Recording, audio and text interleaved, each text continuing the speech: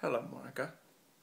So I haven't posted in a while. I was sick last week, and it was bad. I couldn't speak. It was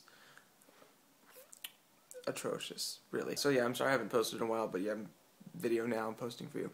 I got a lot of things to talk about, so I'm gonna try and get through it really quickly because well, the Giants are playing the game. The Giants are playing right now, and if they win, I want to watch them win so I can see them win another World Series. Suck it, Dodger fans. Real quick, part one of this video is highs from people who said hi to you that I ran into.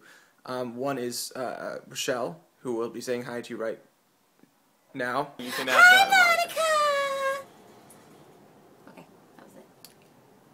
That's Fred. Say hi, Monica. Fine, don't say hi. Can't really see because the light's awful, but that's right. Oh, hey, I can make the light better. That's Fred again.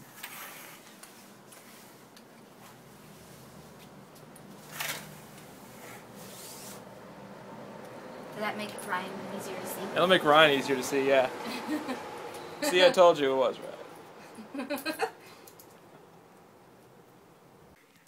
And that was from when I was in Seattle, like 2 months ago. So yeah, I've really been needing to put that one in there. And then just the other day where I bought this pipe. Yes, where I bought my pipe. I was hanging out with Aubrey in Riverside, and she said hi. So here's that. Okay. Hi, Monica. We are in an antique store right now in downtown Riverside, and it is really cool. And we just found this thing from Men in Black, and we're trying to remember what they're called. What?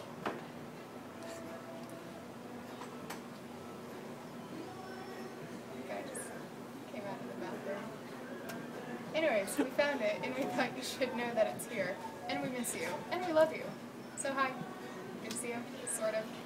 Good for you to see me. In Riverside, there's my fingers on the camera.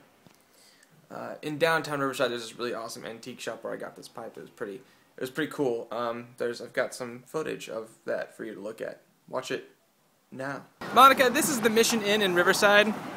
That's Aubrey. It's beautiful. Hi.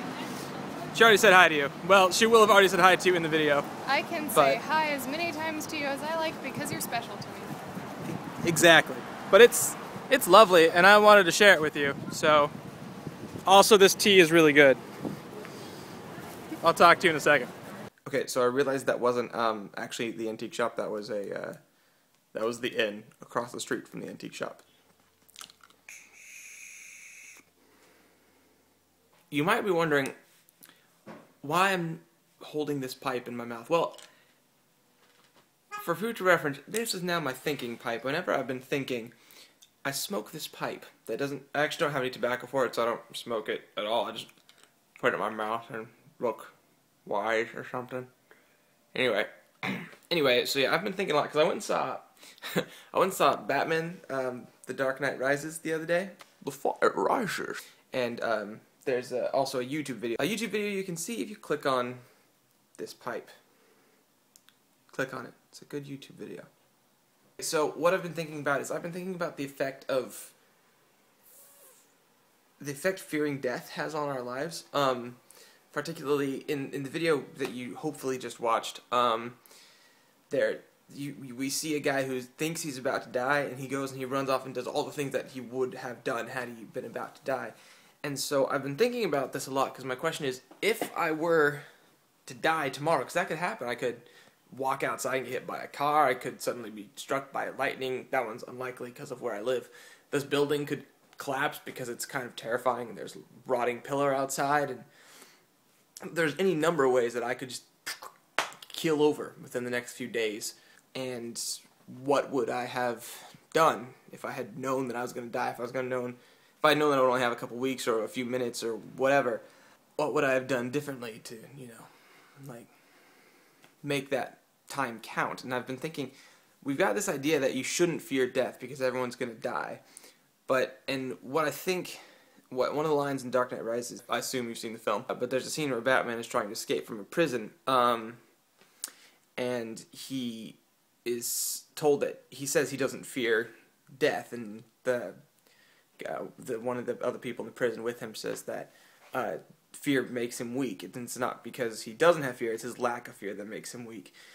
Because once you fear death, you're willing to do whatever it takes to overcome that death, or whatever it takes to continue living and make your life actually worth living. Which is what I've been thinking about, because we're only on this planet for so long, no matter how you look at it. We're only here for, at most, maybe 100 years, at least. Well, you know, who knows, I could die in the middle of making this video. But hopefully that doesn't happen. But there's so much stuff that you can do, strike up an amazing relationship with a person. You can buy a pipe, go and get a delicious hamburger. You can go to Italy. You could watch the best TV series you've ever seen. There's so much stuff you should be doing. There's so much stuff you can be doing. And I think you just have to be willing to appreciate it, because you're gonna die. I'm referencing a lot of things in this video, but it reminds me of a line from the musical episode of Buffy the Vampire Slayer. It's called Once More with Feeling. There's a line that Spike the vampire says, life is not bliss, life is just this, it's living. It's not necessarily doing something great before you die. It's not necessarily, when you look back on history, you see a whole bunch of people who died, and we remember them because they did something great or because they did something terrible. But we don't remember everyone else, but you don't necessarily need to be them. Just because we don't remember them forever doesn't necessarily mean that they failed at life. It just means that they didn't do something that has been historically significant. But they might have been living their lives in a way that made them entirely happy, which is really what we should be doing. We should be trying to make ourselves happy. We should be trying to make other people happy. That brings us back to the Pinkie Pie effect, which we've already discussed. But anyways, yeah, it's not really cohesive thought or coherent.